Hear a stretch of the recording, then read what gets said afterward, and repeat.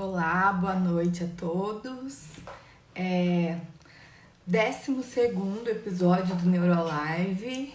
Hoje a live é sobre acidente vascular cerebral. A gente vai falar com o Dr. Luiz Felipe Lucrécio Nardotto, que é um grande amigo, que fez residência lá na Unesp e que hoje vai conversar com a gente para falar sobre o AVC. Ó, já vi que o Luiz tá aí, vou chamá-lo pra gente já começar a nossa live. Eita, o celular não tá meu. Eu acho que hoje a gente vai ter bastante coisa para conversar. Vamos falar bastante. Oi, Luiz, tudo Oi, bom? tudo bem? Boa noite, pessoal. Tá Boa dando pra, noite. Oi? tá dando pra ouvir bem? Tá dando para ouvir bem. Luiz, queria agradecer muito a sua presença. Aqui a Natália, nossa grande amiga, tá falando: ai, meu coração não aguenta. Gente, é muito bom fazer essas lives com amigos. É muito gostoso a gente poder se ver nesse período de pandemia. Pelo menos assim, a gente não tá se vendo pessoalmente, mas a gente consegue conversar um pouquinho aqui e Verdade. é muito legal. Luiz, vamos começar. Eu já queria te perguntar uma coisa que eu pergunto para todo mundo. Não, primeiro eu vou falar como a gente se conhece, como que a gente chegou até aqui, porque isso que eu faço com todo mundo. As Uhum, pessoas acho que já devem ter percebido que a gente se gosta bastante e não é à toa, né? Porque assim, tô em Londrina agora e quando eu fazia residência lá em Botucatu, a minha família toda era daqui de Londrina mesmo. E você hoje está morando em Vitória, no Espírito Santo, e uhum. sua família era toda de Vitória. E daí Isso. o que acontece que Botucatu, São Paulo, é uma cidade que tem difícil acesso, né? Não tem aeroporto, não tem ônibus direto. E o que acontecia de final de semana é que a gente virou uma família, né, Luiz? Sim, não dava pra gente ficar voltando para casa direto, né? Era muito caro, vida de residente é uma vida financeiramente mais restrita. Então a gente acabava que quando estávamos de folga, porque tinha esse detalhe também, né? Se a gente não estava trabalhando, a gente juntava forças, né? A nossa galerinha, para poder Sim. fazer companhia um para o outro. Acabamos criando, além de todo o conhecimento que a gente criou lá em Catu, construímos, né? Construímos uma família com os nossos amigos, que é muito legal. Isso, e isso foi ótimo, assim, porque aí era almoço de domingo, era o final de semana, a gente almoçava junto e virou uma família que a gente acabou levando para a vida, né? Sim, sim. Até Luiz, padrinho de casamento a gente virou depois, não foi? foi. Oi? Até padrinhos de casamento a gente já foi. A gente Desse já foi nosso padrinho de amigo, né? casamento junto. Verdade. E é nessa época, hoje o Facebook me lembrou, eu acho que tá por esses dias aí que foi o Ah, é, casamento que a gente foi ó, padrinho. verdade. Acho nesses dias aí. Ô Luiz, vamos começar então para a gente já ir falando como que forma um profissional, um neurologista especialista em AVC. Como que foi a sua formação? Ó, eu formei em medicina aqui na Federal do Espírito Santo e para residência de neurologia, que é a primeira etapa, né, a ser cumprida, foi o que eu fiz lá em Botucatu pela Unesp. A neurovascular, como a gente chama, é uma área de atuação, né? Não é exatamente uma especialidade médica, mas é uma área de atuação. Então, eu fiquei mais um ano, e nesse esse período eu fiz na Escola Paulista de Medicina, na Unifesp, fiquei mais um ano trabalhando especificamente com AVC, neurointensivismo e neurossonologia, né, com dupla transcraniana. Foram as três áreas que eu fiquei por mais um ano me especializando lá em São Paulo. Então, basicamente, você formar em medicina, fazer residência de neurologia, e eu fiz mais um ano me especializando em AVC. Certo. E daí, quando a gente fala de AVC, eu queria que você explicasse para a gente o que é o AVC. Porque tem gente que chama de derrame, tem um termo mais americanizado que é o stroke, né? Uhum. E o que é o AVC? No final das contas, todos três significam mais ou menos a mesma coisa, né? Só uns mais técnicos e outros menos. Para poder tentar explicar de uma forma que todo mundo consiga entender, toda célula do corpo precisa de sangue para poder ser nutrida, né? E o AVC, ou acidente vascular cerebral, ele ocorre quando, por algum motivo, essa circulação do sangue é dificultada. Seja por uma obstrução do fluxo de sangue, que é quando ocorre o AVC isquêmico, isquemia é falta de sangue, então células do cérebro tendem a ir sofrendo um processo de morte pela falta de sangue, pela obstrução do fluxo de sangue, ou por conta de um rompimento de um vaso sanguíneo dentro do crânio, que seria o acidente vascular cerebral hemorrágico, que de qualquer forma também impede a circulação normal do sangue por conta em todo o tecido cerebral. Então, são basicamente esses dois tipos. Tem algumas outras diferenças, algumas especificações dentro de cada um desses dois tipos, mas basicamente AVC isquêmico e AVC hemorrágico. E acho que a gente tinha comentado também da trombose, né? Que é um tipo... Isso. Também é um tipo de AVC. A trombose, em vez de afetar as artérias do cérebro, que é o que acontece com o isquêmico hemorrágico, afeta as veias. Então, ocorre uma obstrução do fluxo sanguíneo, mas por um coágulo que se forma na veia do cérebro, em uma das veias do cérebro. Então, gira no mesmo conceito. Também acaba levando uma dificuldade de circulação de sangue no cérebro, mas por conta da obstrução na veia, por conta de uma formação de um trombo na veia.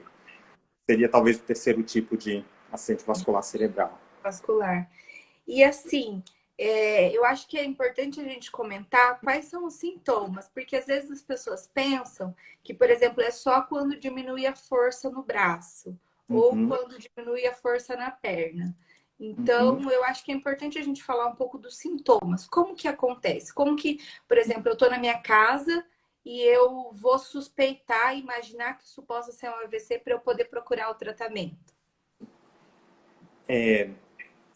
Para as pessoas entenderem também, o cérebro ele é todo setorizado. Então, cada função que a gente exerce no ambiente, seja caminhar, sentir, falar, ouvir, enxergar, está numa caixinha diferente do cérebro, né? Então, em teoria, um AVC pode se manifestar com uma perda de função de qualquer uma dessas coisas que eu mencionei. Existem coisas mais comuns, manifestações mais comuns, que, como, por exemplo, dificuldade de movimentação de um lado do corpo, dificuldade de movimentação de um dos lados da face, dificuldade de fala, que são os três mais frequentes sintomas que nós da neurovascular, falamos muito isso para a população, tem vários tipos de propagandas diferentes lidando com esses três sintomas, né? Até aquele sorrir, abraçar e falar, que seriam as três coisas principais. Mas uma coisa muito importante é que os sintomas costumam acontecer de repente num estalo sem dar nenhum aviso.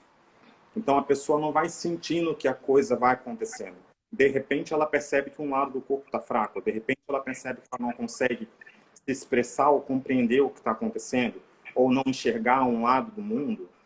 Então são muitos os sintomas possíveis, mas em geral eles acontecem predominantemente de um lado do corpo e muito rápido a instalação. Então, muito de repente, a pessoa sente os sintomas. É legal isso que você falou do alguns...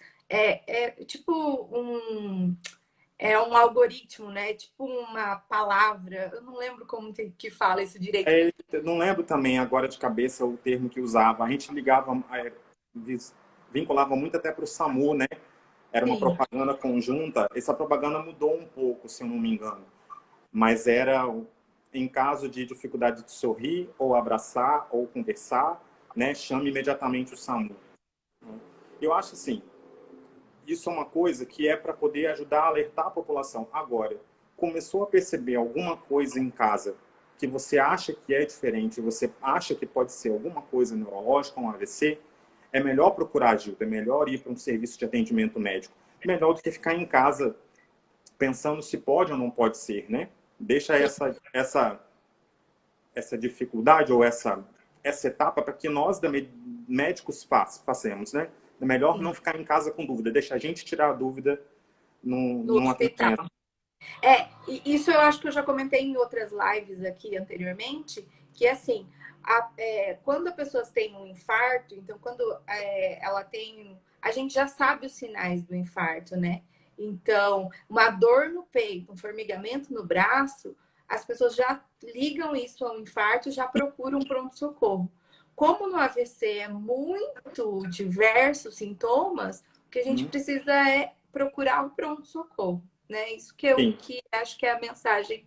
principal. Luiz, a Letícia perguntou se é comum ter dor de cabeça antes de ter um AVC.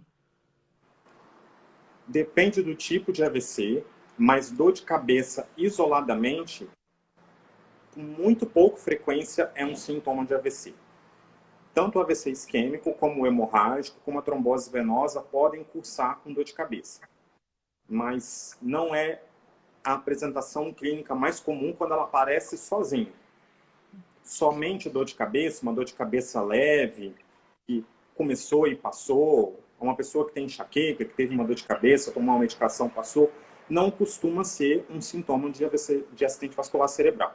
Poder ser pode, principalmente quando se associa ou a persistência dos sintomas, intensidade muito elevada, ou associação com uma outra alteração no corpo, como dificuldade de fala, dificuldade de movimentar o braço, uma perna, dificuldade para enxergar. Aí pode até ter alguma ser um sinal componente do quadro clínico, mas não é tão comum. Perfeito. Hoje, eu publiquei lá no meu Instagram, aqui no Instagram, na verdade, sobre paralisia facial periférica. E Uhum. eu já vi isso no consultório, e você também já deve ter visto, pessoas Uhum. que vêm muito assustadas, achando que uma paralisia facial periférica é sinônimo de AVC. Então, explica pra gente, isso é ou não é? Não costuma ser. A gente está falando algumas coisas assim. É por isso que é importante, quando a pessoa está com dúvida, procura um atendimento médico. A gente poderia aqui discutir dos pormenores neurológicos que a gente estudou na residência, de como diferenciar uma paralisia facial periférica de uma paralisia facial central. Mas a gente também sabe que lesões cerebrais podem se manifestar com aspectos de paralisia periférica. Então, pode ser um AVC? Poder? Pode ser. Não costuma ser sozinho uma paralisia facial periférica ser um sintoma de AVC. Mas é melhor, se caso aconteça, até porque é uma condição neurológica que merece atendimento também, né? Então, caso isso aconteça, procure um atendimento médico do mesmo jeito. E aí a gente vai avaliar e conseguir diferenciar entre uma coisa e outra. E quando a gente determina que é uma paralisia facial periférica, é uma doença com um outro aspecto, né, completamente diferente, em geral muito mais benigna do que o AVC, né? Muito mais tranquilo, de recuperação mais tranquila. Mas eu pediria para a pessoa perceber o que está diferente, melhor procurar um atendimento.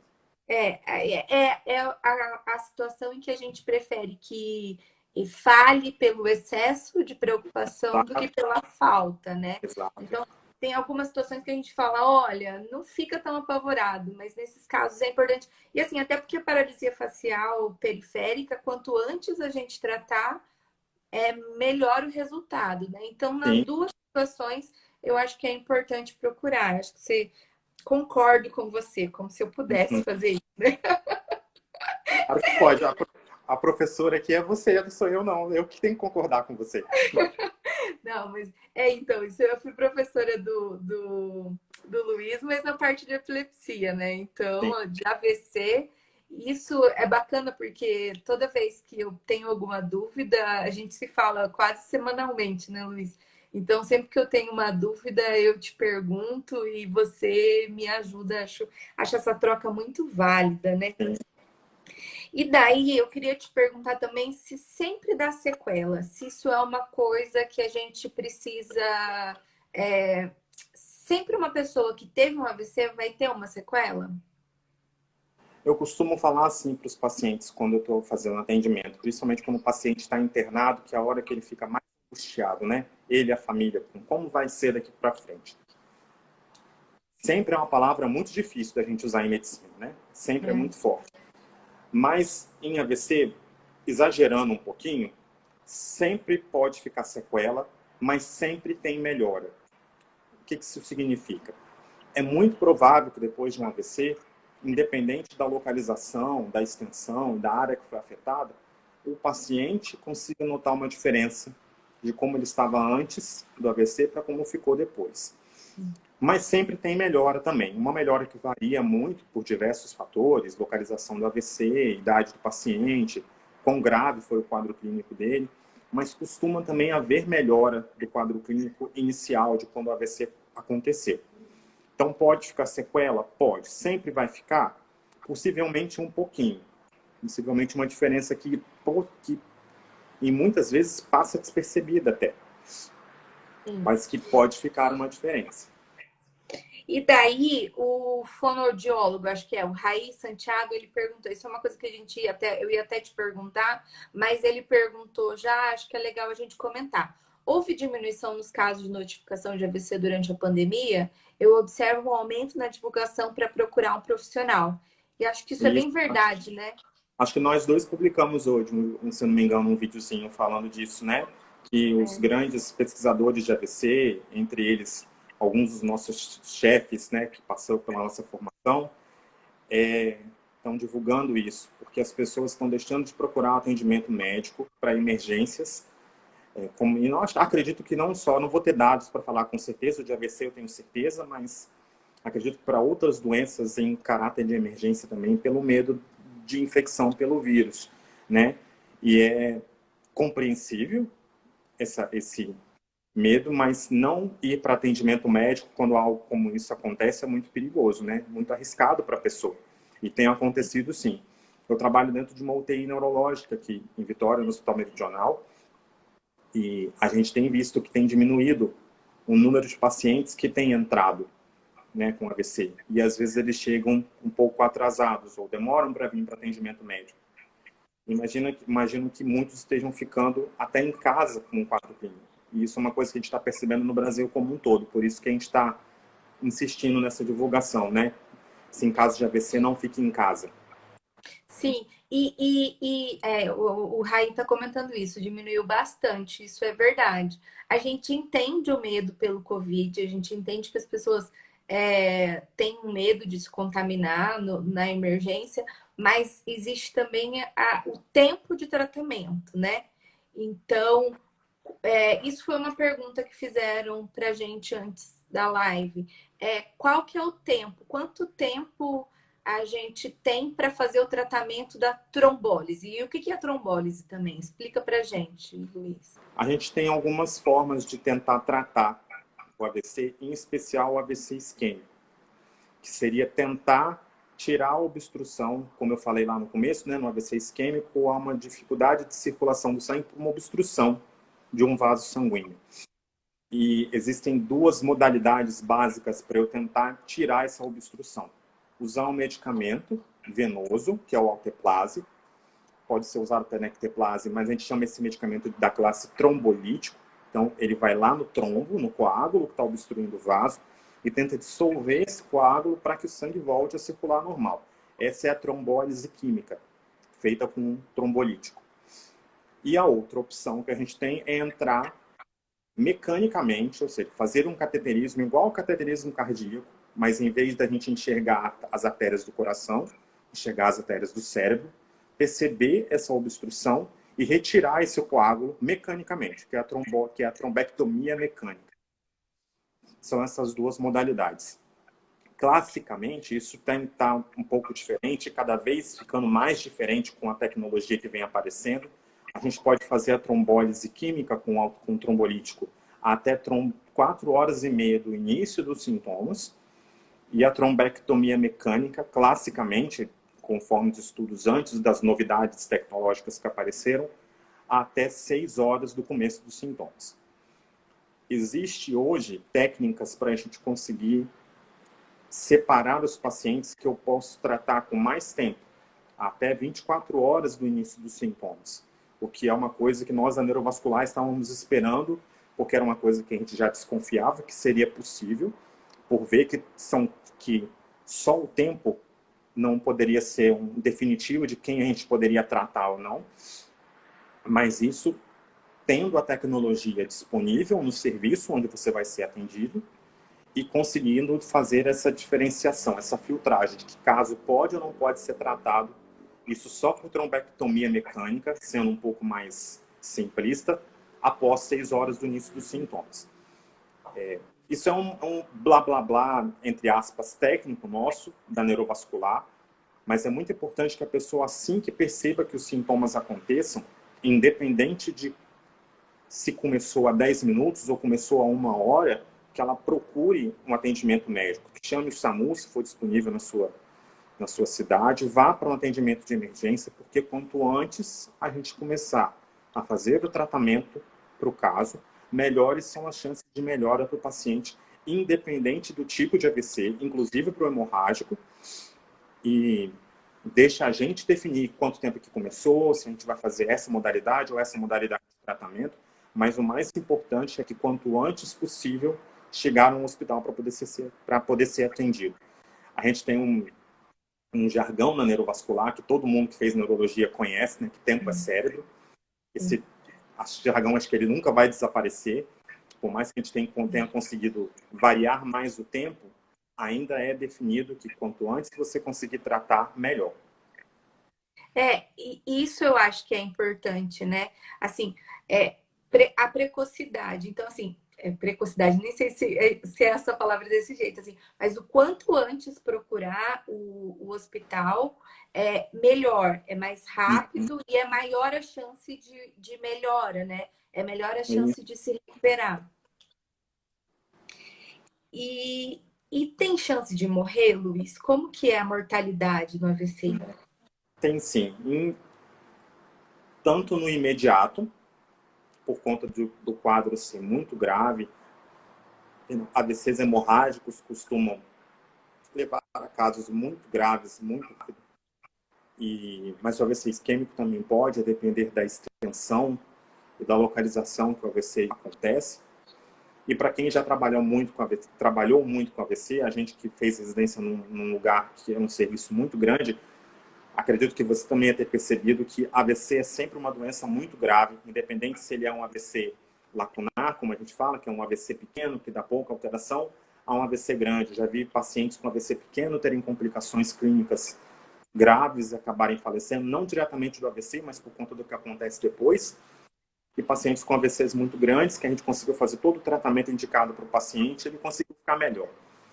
Então, há chance de mortalidade? Há chance sim. É uma doença muito grave, independente de qual é o seu sintoma. Eu costumo dizer para os pacientes que tem muita coisa errada no corpo, normalmente, prévio, para levar um AVC a acontecer. Um AVC não acontece do nada. Apesar dos sintomas aparecerem do nada, já tem consequências no corpo de doenças crônicas, que são os fatores de risco para os AVCs acontecerem, que já estão instaladas ali. Então, nunca é uma doença simples. Por menor e mais simples que o sintoma seja, é sempre importante considerá-la como uma doença grave que precisa de atendimento. Isso que você está falando são os fatores de risco, né? Isso. E quais são esses fatores de risco? Fala pra gente. Os fatores de risco são fatores de riscos os principais, né?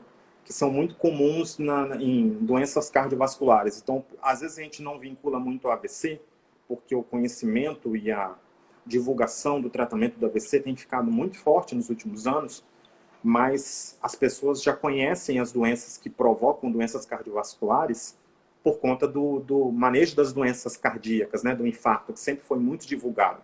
Então, pressão alta, colesterol alto, tabagismo, alcoolismo, más práticas de cuidados pessoais, né, não fazer atividade física, sedentarismo, tudo isso são fatores de risco em potencial para causar AVC, em especial o isquêmico. Eu sempre brinco aqui, e todos os meus pacientes sabem que eu odeio exercício físico, Luiz. Mas não importa se eu gosto ou não gosto, eu tento fazer as coisas que eu gosto mais. Eu estava fazendo pilates o quanto é importante. Atividade física é uma obrigação que a gente tem com o nosso corpo, né? Sim, e não só nessa discussão de AVC, de infarto, né? A importância de estar mantendo o corpo em movimento, fortalecer os músculos, como um todo é importante, né? A Principalmente gente quando falou a gente é mais velho. isso, e com a Alex, a gente fez uma live sobre doença de Parkinson e ele comentou isso também. Então, para as doenças neurológicas, neurodegenerativas, você fazer uma atividade física previne esse tipo de doença, fortalece sua musculatura para você não ter prejuízos lá no futuro, né? Uhum. O Raí também perguntou, e é uma pergunta que eu já ia fazer também. Toda pessoa que tem um AVC ou teve um AVC, ela corre o risco de ter um segundo AVC? Sim. Estatisticamente falando, a chance de um AVC recorrer numa pessoa que já teve, ou de um segundo evento acontecer, o terceiro evento, numa pessoa que já teve AVC, é maior do que numa pessoa que nunca teve. Então, é um risco, sim. E daí, esse risco, como que a gente consegue diminuir, reduzir esse risco? Existe? Tem como a gente fazer? Quando a gente recebe o paciente no hospital com AVC, em especial, e essa condução e o acompanhamento dele acontece também depois da internação, a gente interna por dois motivos. Para poder fazer a avaliação inicial e o manejo agudo, o manejo emergencial do AVC, e aí tem todos os pormenores disso, e para fazer a investigação etiológica. Etiologia é causa, ou seja, tentar identificar o porquê aconteceu o AVC naquele paciente, independente do tipo que seja. E direcionar o tratamento de prevenção, não mais uma prevenção para evitar que o AVC aconteça, mas para evitar que um novo evento aconteça, que um novo AVC aconteça. Então, essa avaliação inicial já começa já na internação, normalmente, e a gente persiste e aprofunda ela no consultório depois, com a intenção de identificar a causa. Às vezes a gente não consegue, mas a gente costuma conseguir, e direcionar o tratamento para essa causa em específico. Tratando a causa, a chance de um novo AVC acontecer naquela pessoa reduz bastante. Tá. Né? Não, isso é super importante, porque daí a gente. Isso é um medo que todo paciente que teve AVC, e eu acho que todos eles perguntam: qual Uhum, que é a minha chance de ter de novo? Eu posso ter de novo? E acho importante a gente falar disso. A uhum. Andréia Salvador perguntou: Felipe, diz Felipe, você, a depressão não tratada pode acarretar um AVC? Eu não entendi a palavra que você falou. Repete para mim. A depressão não tratada, se ela pode acarretar um AVC. Depressão, acho que é a depressão, sintoma psiquiátrico. A depressão é um fator de risco. É um fator de risco para AVC, sim. Eu não tenho certeza agora o quanto que eles conseguiram separar como estruturalmente o que a depressão poderia te causar em lesão nos vasos sanguíneos que poderia levar a isso. Mas uma pessoa deprimida acaba tendo más práticas de cuidado consigo, né? Ela tende a se cuidar menos por conta do sintoma psiquiátrico, né? Faz parte do quadro clínico da depressão. Então, se ela é hipertensa, talvez ela não vai tomar o remédio direito, ela vai evitar atividade física, ela não vai se alimentar tão bem. Então, acaba funcionando sim como um fator de risco importante. Então, precisa ser tratado também. Se ela causa lesão diretamente, acredito que não. Não é nesse sentido que ela é um fator de risco. Mas ela não tratada acaba levando a um monte de outras consequências e essas sim podem ser fatores de risco para o AVC, diretamente. A gente tem alguns estudos falando que a depressão é uma doença inflamatória crônica, né? E essa Sim, inflamação crônica pode levar mesmo ao sim, aumento de fatores ateroscleróticos, que é aumento do colesterol e aumento de placa de gordura. Então, acho que isso também interfere. E isso é um tabu muito importante na nossa sociedade, porque eu acho que é legal a gente comentar aqui, né, Luiz? Porque depressão não tratada não significa que você não tem a doença. Só uhum, significa que você não está tratando. sim, Então, é assim, que as pessoas têm um pouco de preconceito com as medicações, têm um pouco de preconceito com a especialidade psiquiatra.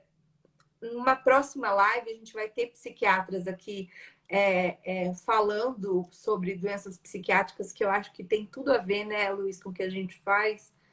Então, é importante a gente falar.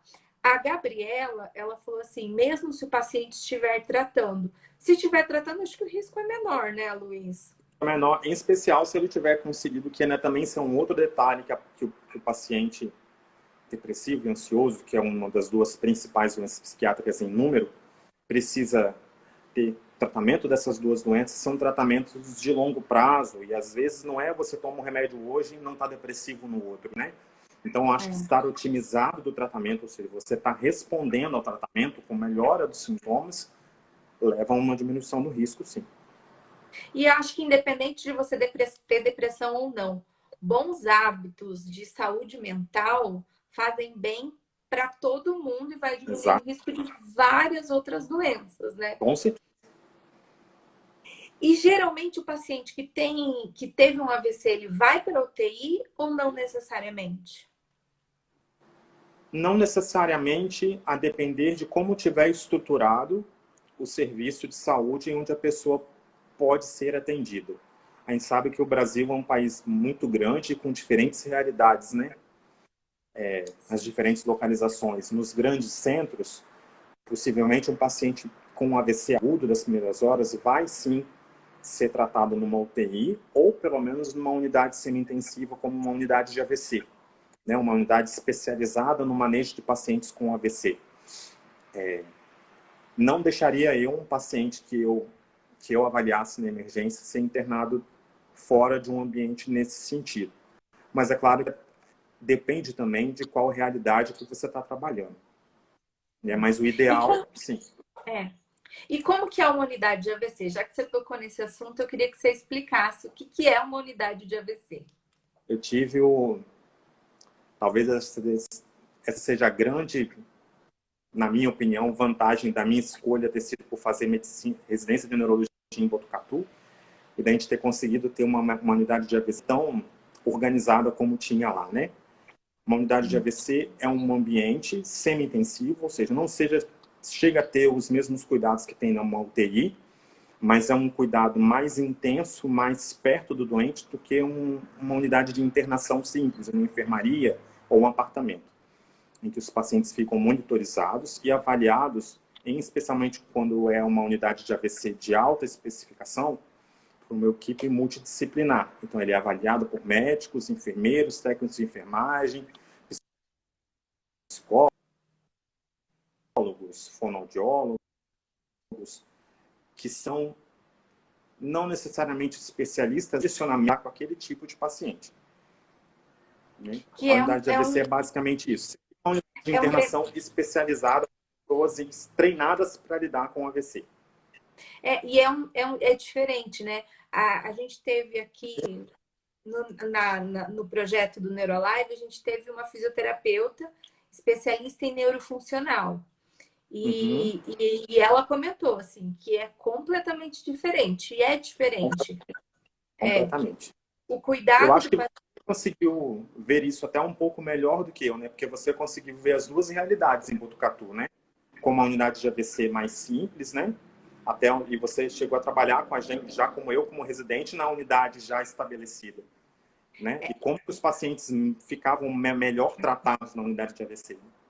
Sim. Não, quando eu era R1 não tinha unidade de AVC. A unidade de AVC começou a funcionar com 4 leitos, que era um pouco mais simples, na metade do meu R1. E daí depois, quando eu já era residente da epilepsia, nem era residente, era fellow da epilepsia, já era a unidade com 10 leitos e com todas as especificações que você falou.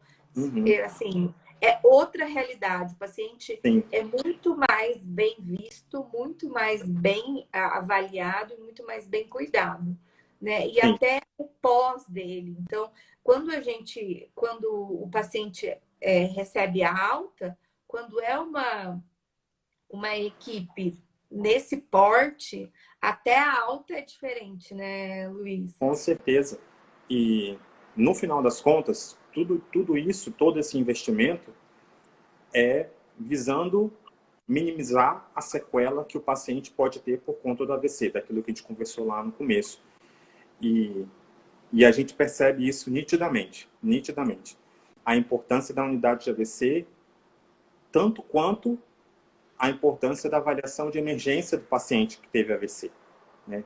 Porque não adianta só eu avaliar e tratar uma emergência se eu não faço todos os cuidados que são necessários pós, né? Sim. E eles ficam Sim. muito melhores. Sim. E eu queria. Eu ouvi. A gente não está falando muito de Covid aqui nas lives, porque eu acho que Uhum, tem muita live de Covid, tem muita gente falando sobre Covid, mas eu uhum. queria te perguntar relacionado ao Covid, porque já tem alguns estudos falando que o Covid aumenta a chance de AVC em pacientes. Queria que você Sim, comentasse isso. eu sobre o Covid, a gente ainda não tem certezas absolutas em muitas coisas sobre ele, né? É um vírus novo, é uma doença nova que os grandes pesquisadores estão tirando o máximo de informação possível dele para construir o conhecimento sobre ele, né? A gente está vendo a construção ao vivo sobre conhecimento sobre ele, mas já se tem identificado que por conta de um potencial protrombótico, traduzindo, uma tendência à formação de coágulos, uma tendência de formação de obstruções nos vasos sanguíneos, que o Covid pode sim ter uma relação que a gente até parece estar vendo que é até isolada como causa de AVC. Do que eu já cheguei a ler a respeito, eu sou um pouco cauteloso, digamos assim, ainda é uma avaliação observacional. A gente está começando a entender essa relação, a gente não sabe exatamente um porquê. Mas a gente tem Quando você visto, fala por exemplo, Quando você fala isolada, é assim, uma pessoa jovem que não tem pressão alta, que não tem diabetes, que não fuma, por que não exemplo, tem nada. por exemplo, agora uma pessoa dessa pode ter alguma doença genética que pode provocar trombos e também ter tido Covid, né? Então Entendi. essa separação de causa, a gente vai começar a ter certeza absoluta, eu acho que com um pouco mais de tempo. Mas já a gente tem visto um número de maior, em especial de pacientes sem fatores de risco clássicos para AVC, tendo AVCs, inclusive AVCs com obstrução de vasos grandes, como carótides cerebrais médias, por conta e com associação à infecção pelo Covid. O quanto que isso é ligado diretamente à causa, eu vou esperar um pouco mais para conseguir correlacionar, até para a gente não correr riscos de estar passando informação sem ter Sim. 100% de certeza. Mas parece ter uma relação, sim. E quando é jovem? Porque as pessoas às vezes relacionam só AVC com gente idosa. Mas Uhum, existe AVC em pessoas jovens também, independente sim. do Covid. Então a gente não vai Uhum, poder falar do Covid. Mas antes do Covid, a gente também via AVC em pessoas jovens. sim. O AVC não é uma doença isolada do paciente idoso, hipertenso, diabético, dislipidêmico, né, com alterações de colesterol, com placas de colesterol, não é. Não é. Eu falei no começo que o AVC ele acontece por obstrução de um vaso sanguíneo ou rompimento de um vaso sanguíneo. Essas são as duas características básicas para as lesões cerebrais cerebrovasculares acontecerem. Então, outros motivos podem existir que levam a isso acontecer, inclusive em pacientes abaixo de 45, 40 anos, que é a faixa que a gente diz AVC em jovem. Inclusive em crianças pode acontecer AVC. Então pode acontecer em qualquer idade. É tão frequente quanto? Não, não é tão frequente quanto. Os pacientes idosos, em especial mais velhos, né, acima de 50 anos e com fatores de risco cardiovasculares, costumam com mais frequência do que os pacientes abaixo dessa idade, em especial sem esses fatores de riscos, terem AVC, quando comparativo. Mas AVC acontece também em jovem. E o AVC em jovem é um AVC que a gente peca ainda mais por excesso na hora de investigar o porquê que ele aconteceu. Porque é um paciente jovem, eu já tive pacientes com AVCs com 20, 30 anos, né, que melhoram do quadro clínico, sobrevivem ao evento, e essa pessoa vai... É, eu acho que hoje a gente vai ter bastante coisa para conversar. Vamos falar bastante. Oi, Luiz, tudo bom? Oi, tudo bem? Boa noite, pessoal. Tá Boa dando para noite. Oi? ouvir bem? Tá dando para ouvir bem. Luiz, queria agradecer muito a sua presença. Aqui a Natália, nossa grande amiga, tá falando: ai, meu coração não aguenta. Gente, é muito bom fazer essas lives com amigos. É muito gostoso a gente poder se ver nesse período de pandemia. Pelo menos assim, a gente não está se vendo pessoalmente, mas a gente consegue conversar um pouquinho aqui e Verdade. é muito legal. Luiz, vamos começar. Eu já queria te perguntar uma coisa que eu pergunto para todo mundo. Não, primeiro eu vou falar como a gente se conhece, como que a gente chegou até aqui, porque isso que eu faço com todo mundo.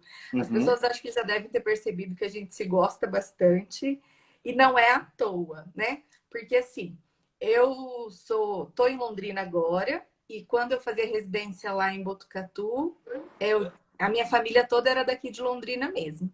E você hoje está morando em Vitória, no Espírito Santo, e Uhum. sua família era toda de Vitória.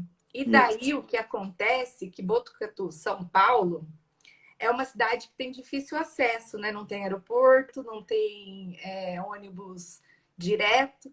E o que acontecia de final de semana é que a gente virou uma família, né, Luiz? Sim, não dava para a gente ficar voltando para casa direto, né? Era muito caro. Vida de residente é uma vida financeiramente mais restrita. Então a gente acabava que quando estávamos de folga, porque tinha esse detalhe também, né? Se a gente não estava trabalhando, a gente É, juntava forças, né? A nossa galerinha, para poder sim. fazer companhia um para o outro. Acabamos criando, além de todo o conhecimento que a gente criou lá em Catu, construímos, né? Construímos uma família com os nossos amigos, que é muito legal. Isso, e isso foi ótimo, assim, porque aí era almoço de domingo, era o final de semana, a gente almoçava junto e virou uma família que a gente acabou levando para a vida, né? Sim, sim. Até Luiz, padrinho de casamento a gente virou depois, não foi? foi. Oi? Até padrinhos de casamento a gente já foi. A gente Desse já foi nosso padrinho de amigo, né? casamento junto. Verdade. E é nessa época, hoje o Facebook me lembrou, eu acho que tá por esses dias aí que foi o É, casamento que a gente foi ó, padrinho. verdade. Acho nesses dias aí. Ô Luiz, vamos começar então para a gente já ir falando como que forma um profissional, um neurologista especialista em AVC. Como que foi a sua formação? Ó, eu formei em medicina aqui na Federal do Espírito Santo e para residência de neurologia, que é a primeira etapa, né, a ser cumprida, foi a que eu fiz lá em Botucatu pela Unesp. A neurovascular, como a gente chama, é uma área de atuação, né? Não é exatamente uma especialidade médica, mas é uma área de atuação. Então, eu fiquei mais um ano, e nesse esse período eu fiz na Escola Paulista de Medicina, na Unifesp, fiquei mais um ano trabalhando especificamente com AVC, neurointensivismo e neurossonologia, né, com dupla transcraniana. Foram as três áreas que eu fiquei por mais um ano me especializando lá em São Paulo. Então, basicamente, é você formar em medicina, fazer residência de neurologia, e eu fiz mais um ano me especializando em AVC. Certo. E daí, quando a gente fala de AVC, eu queria que você explicasse pra gente o que é o AVC. Porque tem gente que chama de derrame, tem um termo mais americanizado que é o stroke, né? Uhum. E o que é o AVC? No final das contas, todos três significam mais ou menos a mesma coisa, né? Só uns mais técnicos e outros menos. Para poder tentar explicar de uma forma que todo mundo consiga entender, toda célula do corpo precisa de sangue para poder ser nutrida, né? E o AVC, ou acidente vascular cerebral, ele ocorre quando, por algum motivo, essa circulação do sangue é dificultada.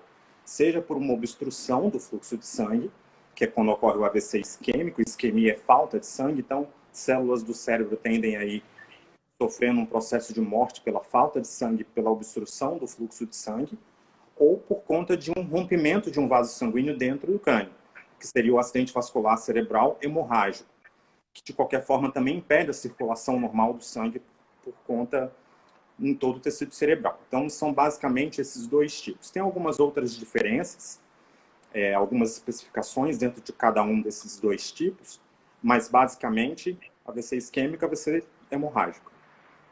E acho que a gente tinha comentado também da trombose, né? Que é um Isso. tipo.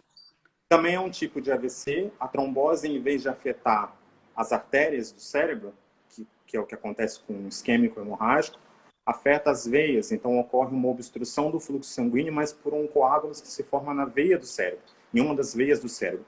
Então, gira no mesmo conceito. Também acaba levando uma dificuldade de circulação de sangue no cérebro, mas por conta da obstrução na veia, por conta de uma formação de um trombo na veia. Seria talvez o terceiro tipo de acidente vascular cerebral. Vascular.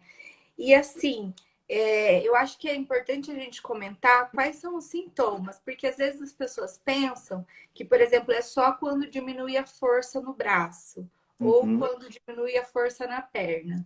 uhum. Então, eu acho que é importante a gente falar um pouco dos sintomas. Como que acontece? Como que, por exemplo, eu estou na minha casa e eu vou suspeitar, imaginar que isso possa ser um AVC para eu poder procurar o tratamento. Para as pessoas entenderem também, o cérebro ele é todo setorizado. Então, cada função que a gente exerce no ambiente, seja caminhar, sentir, falar, ouvir, enxergar, está numa caixinha diferente do cérebro, né? Então, em teoria, um AVC pode se manifestar com uma perda de função de qualquer uma dessas coisas que eu mencionei. Existem coisas mais comuns, manifestações mais comuns, que, como, por exemplo, dificuldade de movimentação de um lado do corpo, dificuldade de movimentação de um dos lados da face, dificuldade de fala, que são os três mais frequentes sintomas que nós da neurovascular, falamos muito isso para a população, tem vários tipos de propagandas diferentes lidando com esses três sintomas, né? Até aquele sorrir, abraçar e falar, que seriam as três coisas principais. Mas uma coisa muito importante é que os sintomas costumam acontecer de repente num estalo sem dar nenhum aviso. Então a pessoa não vai sentindo que a coisa vai acontecendo. De repente ela percebe que um lado do corpo está fraco, de repente ela percebe que ela não consegue se expressar ou compreender o que está acontecendo, ou não enxergar um lado do mundo. Então são muitos os sintomas possíveis, mas em geral eles acontecem predominantemente de um lado do corpo e muito rápido a instalação. Então, muito de repente, a pessoa sente os sintomas. É legal isso que você falou do alguns. Tipo um algoritmo, né? Tipo uma palavra. Eu não lembro como que fala isso direito. Eu não lembro também agora de cabeça o termo que usava. A gente ligava, vinculava muito até para o SAMU, né? Era uma Sim. propaganda conjunta. Essa propaganda mudou um pouco, se eu não me engano. Mas era em caso de dificuldade de sorrir, ou abraçar, ou conversar, né? Chame imediatamente o SAMU. Eu acho assim, isso é uma coisa que é para poder ajudar a alertar a população. Agora, começou a perceber alguma coisa em casa que você acha que é diferente, você acha que pode ser alguma coisa neurológica, um AVC, é melhor procurar ajuda, é melhor ir para um serviço de atendimento médico. Melhor do que ficar em casa pensando se pode ou não pode ser, né? Deixa essa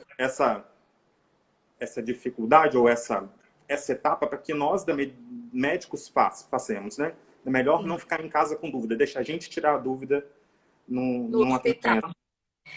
E isso eu acho que eu já comentei em outras lives aqui anteriormente, que assim, quando a pessoa tem um infarto, então quando ela tem. A gente já sabe os sinais do infarto, né? Então, uma dor no peito, um formigamento no braço, as pessoas já ligam isso ao infarto, já procuram um pronto-socorro. Como no AVC é muito diversos sintomas, o que a gente Hum, precisa é procurar o pronto-socorro, né? Isso que eu sim, que acho que é a mensagem sim. principal. Luiz, a Letícia perguntou se é comum ter dor de cabeça antes de ter um AVC. Depende do tipo de AVC, mas dor de cabeça isoladamente, com muito pouca frequência, é um sintoma de AVC. Tanto o AVC isquêmico, como o hemorrágico, como a trombose venosa podem cursar com dor de cabeça. Mas não é a apresentação clínica mais comum quando ela aparece sozinha. Somente dor de cabeça, uma dor de cabeça leve, que começou e passou, uma pessoa que tem enxaqueca, que teve uma dor de cabeça, tomou uma medicação, passou, não costuma ser um sintoma de AVC, de acidente vascular cerebral.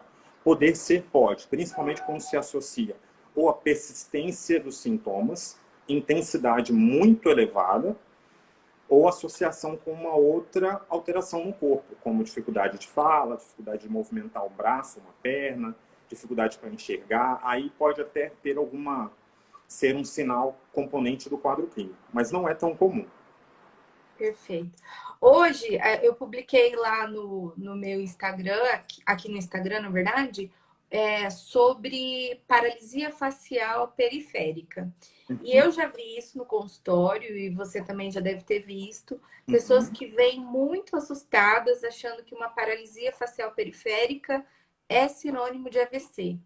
Então, explica pra gente, isso é ou não é? Não costuma ser. A gente está falando algumas coisas assim. É por isso que é importante, quando a pessoa está com dúvida, procura um atendimento médico.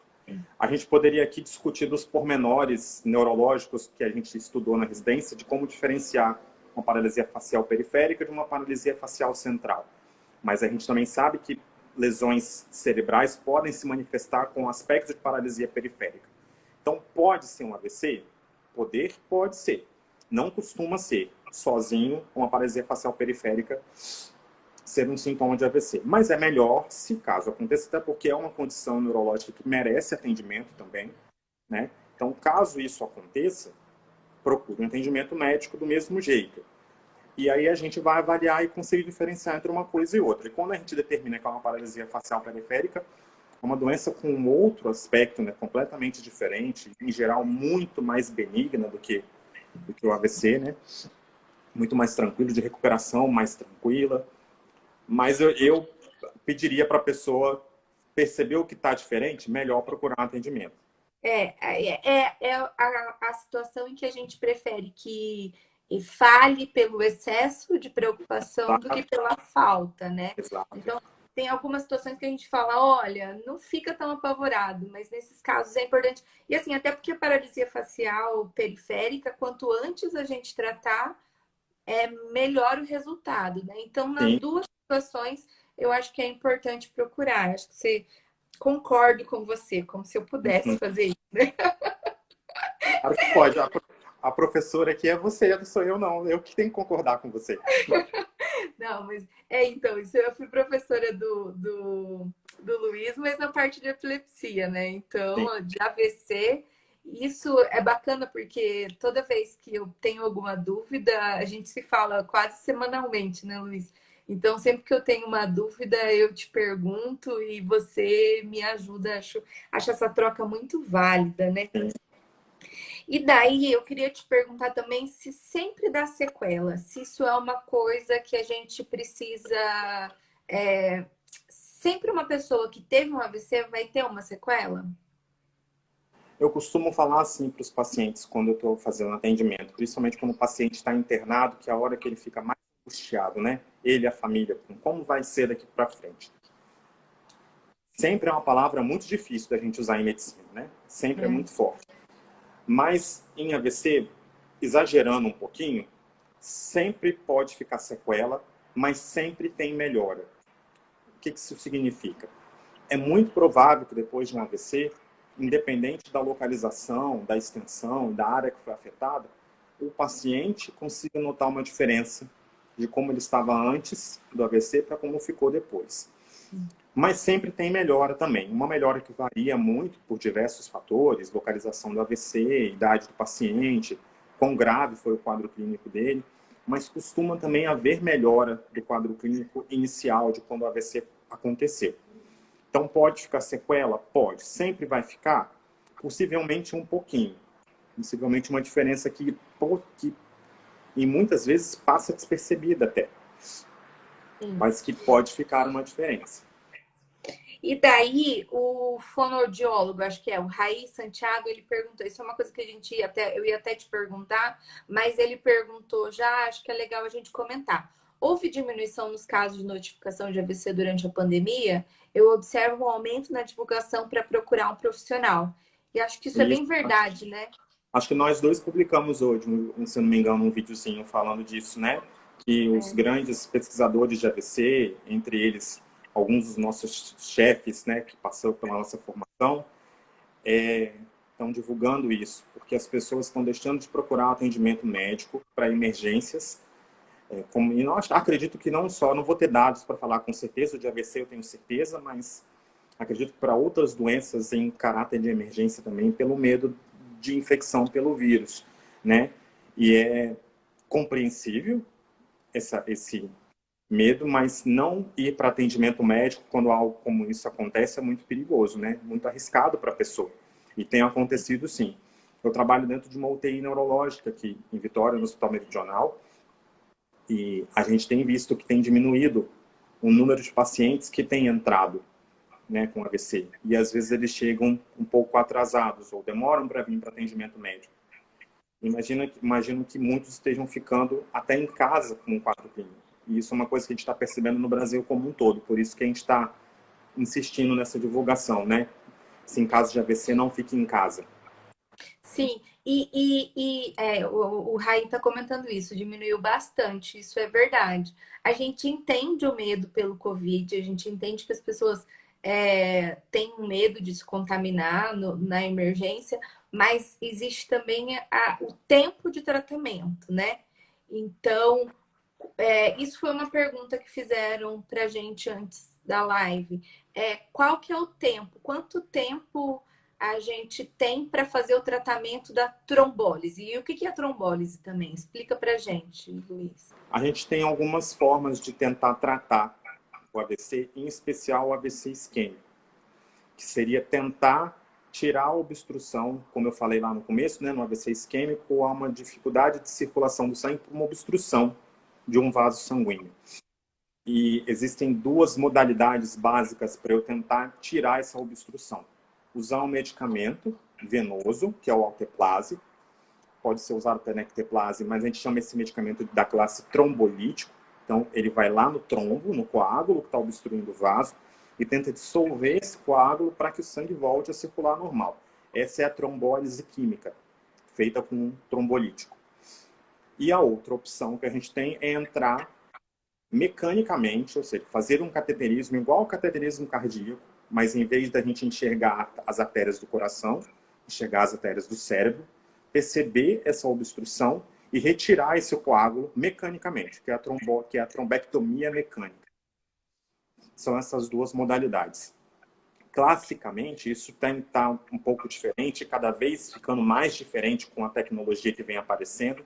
A gente pode fazer a trombólise química com trombolítico até 4 horas e meia do início dos sintomas. E a trombectomia mecânica, classicamente, conforme os estudos antes das novidades tecnológicas que apareceram, até 6 horas do começo dos sintomas.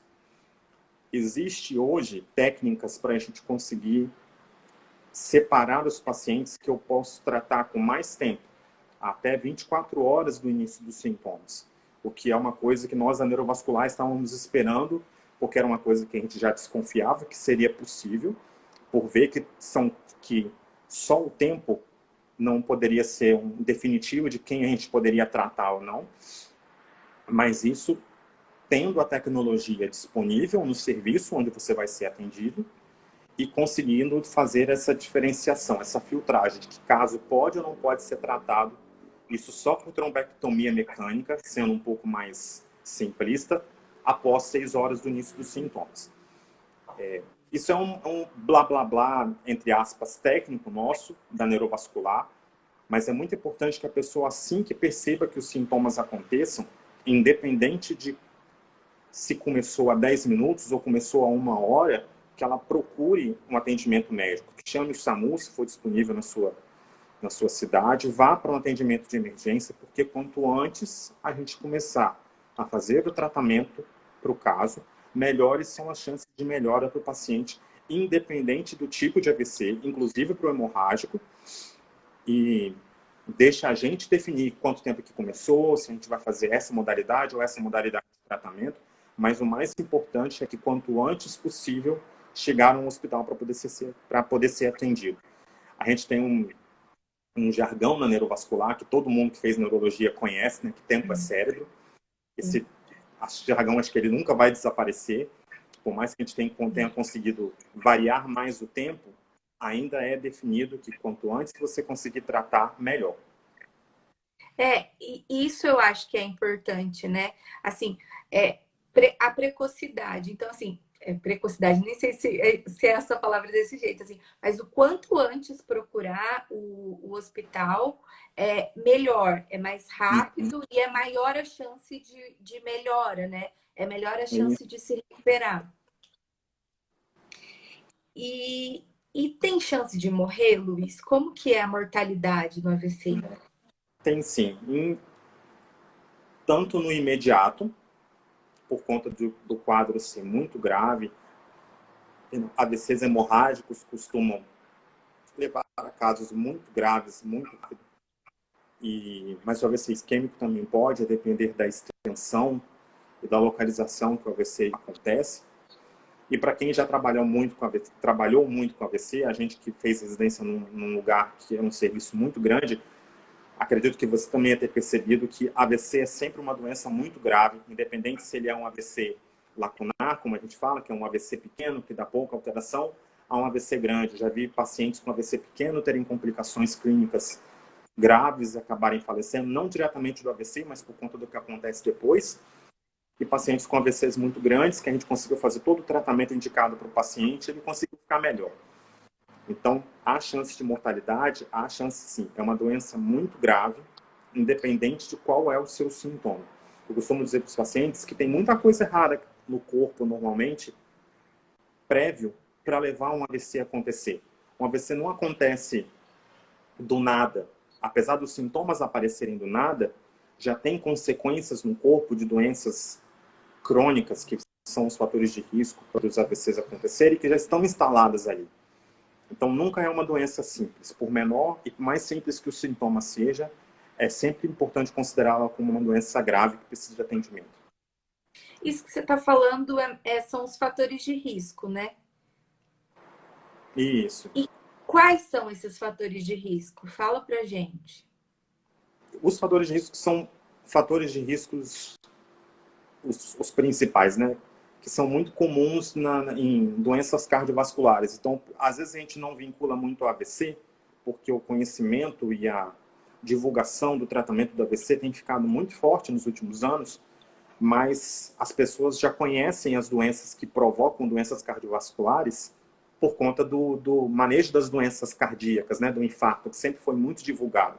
Então, pressão alta, colesterol alto, tabagismo, alcoolismo, más práticas de cuidados pessoais, né, não fazer atividade física, sedentarismo, tudo isso são fatores de risco em potencial para causar AVC, em especial o isquêmico.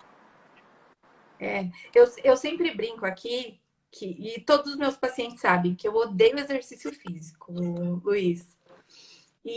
Mas não importa se eu gosto ou não gosto, eu tento fazer as coisas que eu gosto mais. Eu estava fazendo pilates o quanto é importante. Atividade física é uma obrigação que a gente tem com o nosso corpo, né? Sim, e não só nessa discussão de AVC, de infarto, né? A importância de estar mantendo o corpo em movimento, fortalecer os músculos, como um todo é importante, né? A Principalmente gente quando falou a gente é mais velho. isso, e com a Alex, a gente fez uma live sobre doença de Parkinson e ele comentou isso também. Então, para as Sim, doenças neurológicas, neurodegenerativas, você fazer uma atividade física previne esse tipo de doença, fortalece sua musculatura para você não ter prejuízos lá no futuro, né? uhum. O Raí também perguntou, e é uma pergunta que eu já ia fazer também. Toda pessoa que tem um AVC ou teve um AVC, ela corre o risco de ter um segundo AVC? Sim, estatisticamente falando, a chance de um AVC recorrer numa pessoa que já teve, ou de um segundo evento acontecer, o terceiro evento, numa pessoa que já teve AVC, é maior do que numa pessoa que nunca teve. Então, é um risco, sim. E daí, esse risco, como que a gente consegue diminuir, reduzir esse risco? Existe? Tem como a gente fazer? Quando a gente recebe o paciente no hospital com AVC, em especial, e essa condução e o acompanhamento dele acontece também depois da internação, aí a gente interna por dois motivos. Para poder fazer a avaliação inicial e o manejo agudo, o manejo emergencial do AVC, e aí tem todos os pormenores disso, e para fazer a investigação etiológica. Etiologia é causa, ou seja, eu tentar identificar o porquê aconteceu o AVC naquele paciente, independente do tipo que seja. E direcionar o tratamento de prevenção, não mais uma prevenção para evitar que o AVC aconteça, mas para evitar que um novo evento aconteça, que um novo AVC aconteça. Então, essa avaliação inicial já começa já na internação, normalmente, e a gente persiste e aprofunda ela no consultório depois, com a intenção de identificar a causa. Às vezes a gente não consegue, mas a gente costuma conseguir, e direcionar o tratamento para essa causa em específico. Tratando a causa, a chance de um novo AVC acontecer naquela pessoa reduz bastante. Tá. Né? Não, isso é super importante, porque daí isso é um medo que todo paciente que teve AVC, e eu acho que todos eles perguntam, qual Uhum, que é a minha chance de ter de novo? Eu posso ter de novo? E acho importante a gente falar disso. A uhum. Andréia Salvador perguntou, Felipe, você, a depressão não tratada pode acarretar um AVC? Eu não entendi a palavra que você falou. Repete para mim. A depressão não tratada, se ela pode acarretar um AVC. Depressão, acho que é a depressão, sintoma psiquiátrico. A depressão é um fator de risco. É um fator de risco para AVC, sim. Eu não tenho certeza agora o quanto que eles conseguiram separar como estruturalmente o que a depressão poderia te causar em lesão nos vasos sanguíneos que poderia levar a isso. Mas uma pessoa deprimida acaba tendo más práticas de cuidado consigo, né? Ela tende a se cuidar menos por conta do sintoma psiquiátrico, né? Faz parte do quadro clínico da depressão. Então, se ela é hipertensa, talvez ela não vai tomar o remédio direito, ela vai evitar atividade física, ela não vai se alimentar tão bem. Então, acaba funcionando, sim, como um fator de risco importante. Então, precisa ser tratado também. Se ela causa lesão diretamente, acredito que não. Não é nesse sentido que ela é um fator de risco. Mas ela não tratada acaba levando a um monte de outras consequências e essas, sim, podem ser fatores de risco para o AVC, diretamente. A gente tem alguns estudos falando que a depressão é uma doença inflamatória crônica, né? E essa Sim, inflamação crônica pode levar mesmo ao sim, aumento de fatores ateroscleróticos, que é aumento do colesterol e aumento de placa de gordura. Então, acho que isso também interfere. E isso é um tabu muito importante na nossa sociedade, porque eu acho que é legal a gente comentar aqui, né, Luiz? Porque depressão não tratada não significa que você não tem a doença. Só uhum, significa que você não está tratando. sim, Então, é assim, é que as pessoas têm um pouco de preconceito com as medicações, têm um pouco de preconceito com a especialidade psiquiatra. Numa próxima live, a gente vai ter psiquiatras aqui falando sobre doenças psiquiátricas, que eu acho que tem tudo a ver, né, Luiz, com o que a gente faz. sim. Então, é importante a gente falar. A Gabriela, ela falou assim, mesmo se o paciente estiver tratando, se estiver tratando, acho que o risco é menor, né, Luiz? Menor, em especial se ele tiver conseguido, que né, também isso é um outro detalhe que o paciente depressivo e ansioso, que é uma das duas principais doenças psiquiátricas em número, precisa ter tratamento dessas duas doenças, são tratamentos de longo prazo, e às vezes não é você toma um remédio hoje e não está depressivo no outro, né? Então, acho que estar otimizado do tratamento, ou seja, você está respondendo ao tratamento com melhora dos sintomas, leva a uma diminuição do risco, sim. E acho que independente de você ter depressão ou não, bons hábitos de saúde mental fazem bem para todo mundo e vai diminuir o Exato. risco de várias outras doenças, né? Com certeza. E geralmente o paciente que teve um AVC, ele vai para a UTI ou não necessariamente? Não necessariamente a depender de como tiver estruturado o serviço de saúde em onde a pessoa pode ser atendida. A gente sabe que o Brasil é um país muito grande com diferentes realidades, né? As diferentes localizações. Nos grandes centros, possivelmente um paciente com um AVC agudo das primeiras horas vai sim ser tratado numa UTI ou pelo menos numa unidade semi-intensiva como uma unidade de AVC, né? Uma unidade especializada no manejo de pacientes com AVC. Não deixaria eu um paciente que eu avaliasse na emergência ser internado fora de um ambiente nesse sentido. Mas é claro que depende também de qual realidade que você está trabalhando. Né? Mas o E ideal, como, sim. e como que é uma unidade de AVC? Já que você tocou nesse assunto, eu queria que você explicasse o que é uma unidade de AVC. Eu tive o... Talvez essa seja a grande, na minha opinião, vantagem da minha escolha ter sido por fazer medicina, residência de neurologia em Botucatu, e da gente ter conseguido ter uma unidade de AVC tão organizada como tinha lá, né? Uma unidade de AVC é um ambiente semi-intensivo, ou seja, não chega a ter os mesmos cuidados que tem numa UTI, mas é um cuidado mais intenso, mais perto do doente do que uma unidade de internação simples, uma enfermaria ou um apartamento, em que os pacientes ficam monitorizados e avaliados, especialmente quando é uma unidade de AVC de alta especificação, por uma equipe multidisciplinar. Então, ele é avaliado por médicos, enfermeiros, técnicos de enfermagem, psicólogos,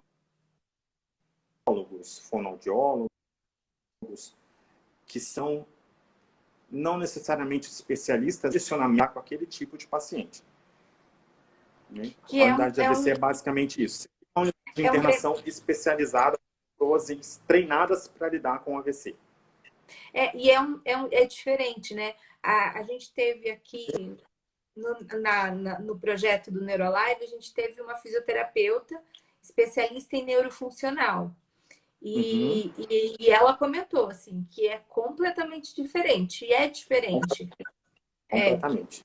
O cuidado eu acho que do você conseguiu ver isso até um pouco melhor do que eu, né? Porque você conseguiu ver as duas realidades em Botucatu, né? Como a unidade de AVC mais simples, né? E você chegou a trabalhar com a gente, já como eu, como residente, na unidade já estabelecida. Né? E como que os pacientes ficavam melhor tratados na unidade de AVC? Sim. Não, quando eu era R1 não tinha unidade de AVC. A unidade de AVC começou a funcionar com 4 leitos, que era um pouco mais simples, na metade do meu R1. E daí depois, quando eu já era residente da epilepsia, nem era residente, era fellow da epilepsia, já era a unidade com 10 leitos e com todas as especificações que você falou. Assim, é outra realidade. O paciente é muito mais bem visto, muito mais bem avaliado e muito mais bem cuidado, né? E até o pós dele. Então, quando o paciente recebe a alta, quando é uma equipe nesse porte, até a alta é diferente, né, Luiz? Com certeza. E no final das contas, tudo isso, todo esse investimento é visando minimizar a sequela que o paciente pode ter por conta do AVC, daquilo que a gente conversou lá no começo. E a gente percebe isso nitidamente. A importância da unidade de AVC, tanto quanto a importância da avaliação de emergência do paciente que teve AVC. Né? Porque não adianta só eu avaliar e tratar uma emergência se eu não faço todos os cuidados que são necessários pós. Né? E eles ficam muito melhores. Sim. E eu queria... eu ouvi... A gente não está falando muito de Covid aqui nas lives, porque eu acho que tem muita live de Covid, tem muita gente falando sobre Covid, mas eu queria te perguntar relacionado ao Covid, porque já tem alguns estudos falando que o Covid aumenta a chance de AVC em pacientes. Queria que você comentasse isso.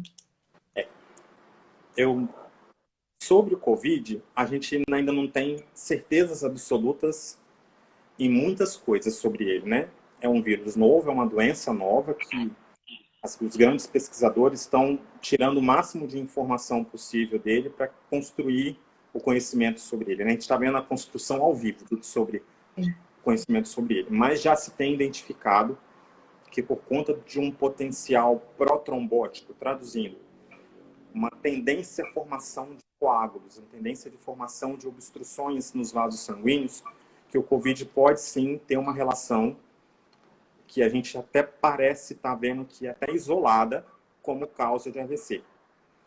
Do que eu já cheguei a ler a respeito, eu sou um pouco cauteloso, digamos assim, ainda é uma avaliação observacional. A gente está começando a entender essa relação. A gente não sabe exatamente um porquê. Mas a gente tem Quando você visto, fala Quando você fala isolada, é assim, uma pessoa jovem que não tem pressão alta, que não tem diabetes, que não fuma, por que não exemplo, tem nada. por exemplo. Agora, uma pessoa dessa pode ter alguma doença genética que pode provocar trombos e também ter tido Covid, né? Então, Entendi. essa separação de causa, a gente vai começar a ter certeza absoluta, eu acho que com um pouco mais de tempo. Mas já a gente tem visto um número de maior, em especial de pacientes sem fatores de risco clássicos para AVC, tendo AVCs, inclusive AVCs com obstrução de vasos grandes, como carótides cerebrais médias, por conta e com associação à infecção pelo Covid. O quanto que isso é ligado diretamente à causa, eu vou esperar um pouco mais para conseguir correlacionar, até para a gente não correr riscos de estar passando informação sem ter 100% de certeza. Mas parece ter uma relação, sim. E quando é jovem? Porque as pessoas às vezes relacionam só AVC com gente idosa. Mas Uhum, existe AVC em pessoas jovens também, independente sim. do Covid. Então, a gente não vai Uhum, poder falar do Covid. Mas antes do Covid, a gente também via AVC em pessoas jovens. sim. O AVC não é uma doença isolada do paciente idoso, hipertenso, diabético, dislipidêmico, né, com alterações de colesterol, com placas de colesterol, não é. Não é. Eu falei no começo que o AVC ele acontece por obstrução de um vaso sanguíneo ou rompimento de um vaso sanguíneo. Essas são as duas características básicas para as lesões cerebrais cerebrovasculares acontecerem. Então, outros motivos podem existir que levam a isso acontecer, inclusive em pacientes abaixo de 45, 40 anos, que é a faixa que a gente diz AVC em jovem. Inclusive em crianças pode acontecer AVC. Então pode acontecer em qualquer idade. É tão frequente quanto? Não, não é tão frequente quanto. Os pacientes idosos, em especial mais velhos, né, acima de 50 anos e com fatores de risco cardiovasculares, costumam com mais frequência do que os pacientes abaixo dessa idade, em especial sem esses fatores de riscos, terem AVC, quando comparativo. Mas AVC acontece também em jovem. E o AVC em jovem é um AVC que a gente peca ainda mais por excesso na hora de investigar o porquê que ele aconteceu. Porque é um paciente jovem, eu já tive pacientes com AVCs com 20, 30 anos, né, que melhoram do quadro clínico, sobrevivem ao evento, e essa pessoa vai ter mais 40, 50, 60 anos de vida, né, pela frente. Sim. Então é muito importante, porque quanto mais tempo se está vivo, mais tempo você está exposto ao risco de ter um evento novo, né, de ter um novo AVC, se eu não consigo encontrar um motivo do porquê que esse AVC aconteceu. E aí as causas variam de causas clássicas, porque a gente também sabe que tem pacientes jovens que são hipertensos, diabéticos, que têm colesterol alto e que podem ter o AVC por conta dessas causas, como causas mais raras, como doenças genéticas, doenças protrombóticas genéticas. A gama de diagnósticos é imensa. E é o caso que a gente investiga muito, futuca até a gente conseguir tentar encontrar o mais próximo possível do motivo do porquê aconteceu. Tem alguns exames que são meio básicos, que todo paciente com AVC faz, né? Que são Uhum. investigações cardíacas e vasculares. Isso não mudou da minha. Eu falo da minha época, eu tô me sinto a velha, É, a velha. parece. Mas assim, isso não mudou para todo paciente com AVC. Assim, no geral, faz investigação cardíaca e de vasos cerebrais. E se Sim, ele é jovem, aí amplia a investigação nesses casos. isso. Exatamente. Exatamente. E Luiz, queria que você me contasse, porque você teve Covid, né? Sim. Como que foi isso? Eu falei que eu não ia falar de Covid, mas eu acho que é importante a gente comentar um pouquinho, porque a sua experiência, para mim, foi estressante. Porque quando eu fiquei sabendo, você me mandou, a gente estava conversando, inclusive, sobre a live. Eu te mandei uma Aham. mensagem para te falar da live, para te convidar, e daí Isso. você me Aí eu falou, pedi um tempinho para eu melhorar para poder participar, né? E daí, na hora, eu peguei o celular e eu te liguei. Luiz, como você tá? Por favor, me Sim, eu fala. acho que eu tinha acabado de sair da internação, se eu não me engano, quando a gente conversou sobre. Sim. Eu tive um quadro clínico que, se eu for comparar, eu trabalho dentro de uma UTI quase todos os dias. De uma UTI neurológica, eu não tenho cuidado diretamente dos casos de pacientes com Covid, mas tenho contato com os colegas que estão cuidando desses casos.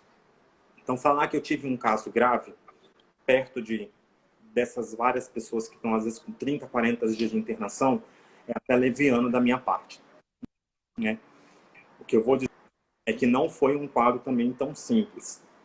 Eu tive um quadro persistente de febre, dor no corpo, por muitos dias. Eu cheguei a ficar 12 dias sendo dor no corpo e febre, sem nenhum sintoma respiratório. Passei um dia bem, e no 12º dia eu comecei a ter falta de ar. E uma sensação horrível. Eu não tenho nenhuma doença respiratória. Eu acho que eu tive asma na infância, mas eu nem tenho recordação dos sintomas relacionáveis a isso. Mas a sensação de você fechar o ar e você não sentir que o ar está entrando é agoniante. E nós, como médicos, eu tenho conversado com outros colegas que também tiveram sintomas respiratórios, fica aquela coisa, essa falta de ar vai piorar. Eu estou piorando a oxigenação? Como é que vai ser? Eu vou ser entubado? Eu vou melhorar da intubação? Eu vou precisar de ventilação mecânica? Era um desespero internalizado, eu tentando manter a calma, principalmente para não assustar os meus familiares, os meus amigos, mas o desespero que dá por você estar com uma doença que você sabe o potencial letal que ela tem, tendo o principal sintoma de letalidade, que é a dificuldade respiratória, foi bem puxado, psicologicamente bem puxado.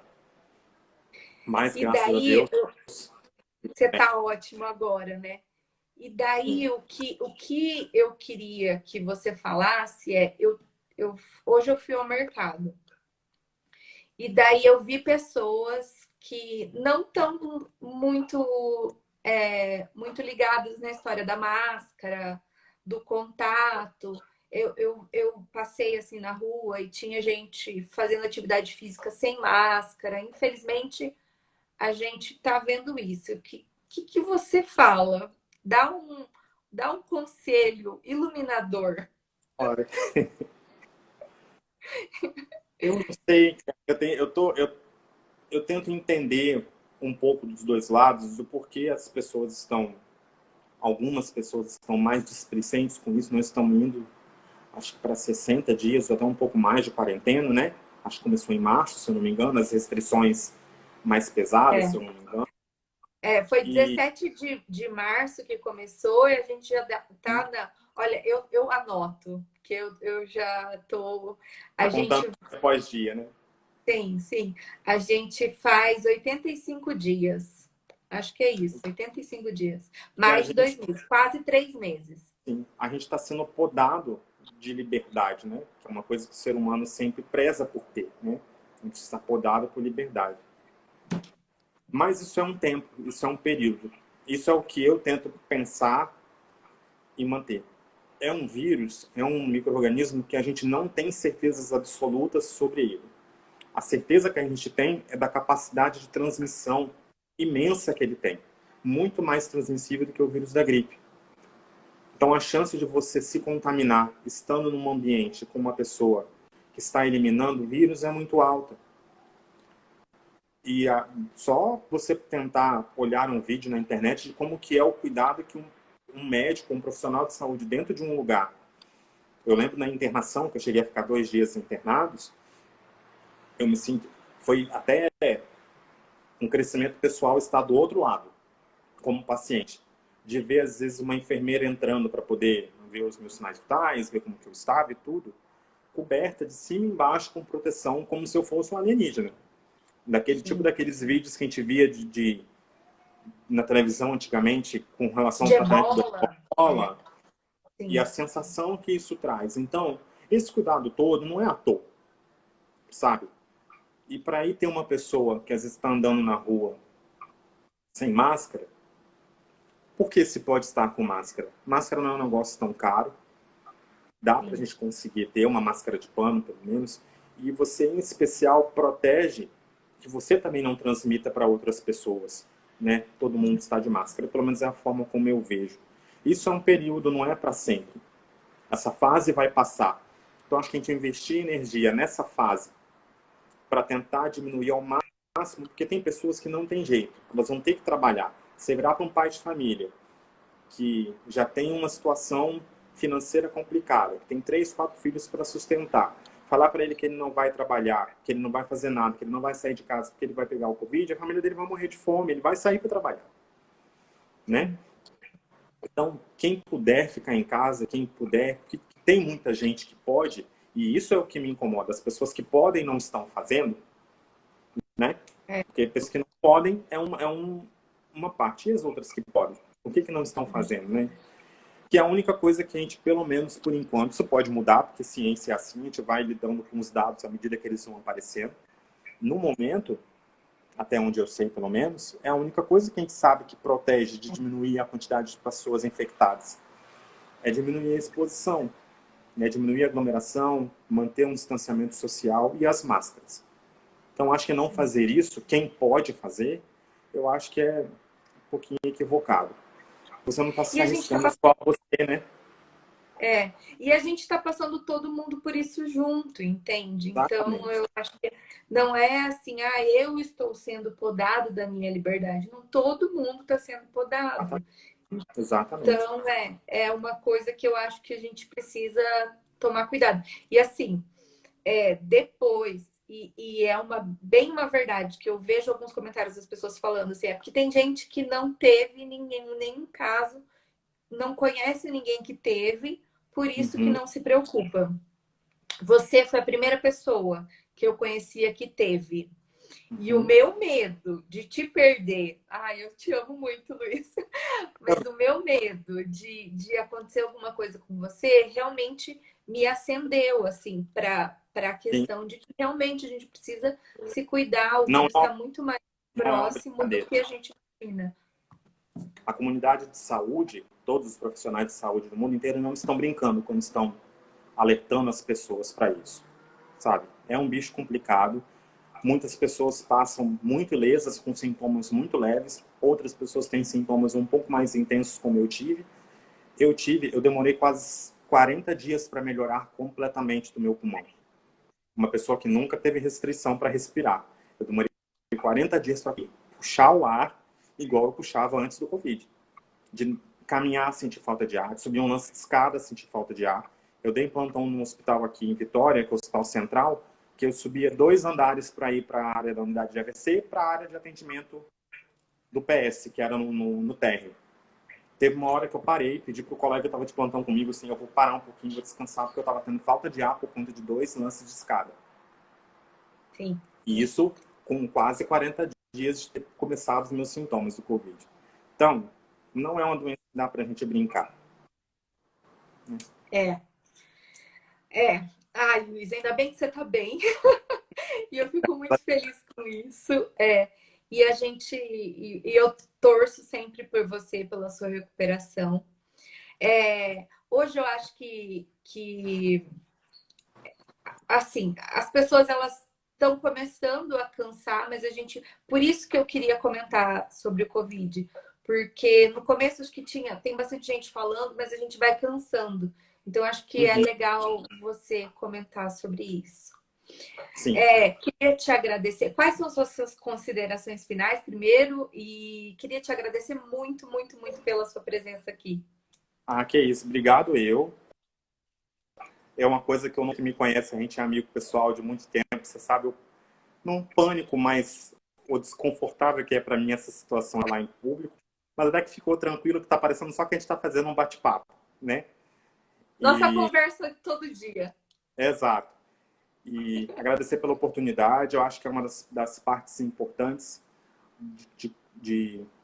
é uma dos componentes importantes da nossa profissão, é ensinar a população. Eu acho que é fundamental a gente conseguir orientar as pessoas sobre os conhecimentos que a gente adquiriu, para que elas entendam sobre a doença.